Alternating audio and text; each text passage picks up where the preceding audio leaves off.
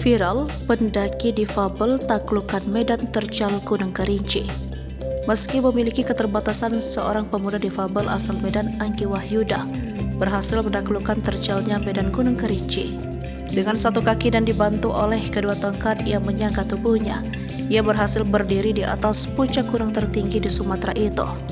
Aksi Anggi Wahyuda viral di media sosial usai diunggah melalui akun TikTok miliknya, Penjalan Modal Yakin, pada Minggu 13 Agustus 2023. Diketahui Anggi Wahyuda merupakan seorang difabel dengan kondisi hanya memiliki satu kaki, yakni bagian sebelah kiri. Dalam kesehariannya, Anggi beraktivitas dengan dibantu oleh dua tongkat sebagai penyangga tubuh.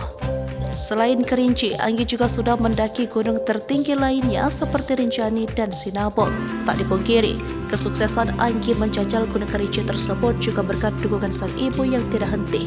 Lewat video yang dibagikan, Anggi mengabadikan cuplikan perjalanannya hingga bisa mencapai puncak gunung hingga ketinggian 3.805 mdpl tersebut. Sebelum pergi, Anggi terlihat sempat memeluk sang ibu sembari berpamitan.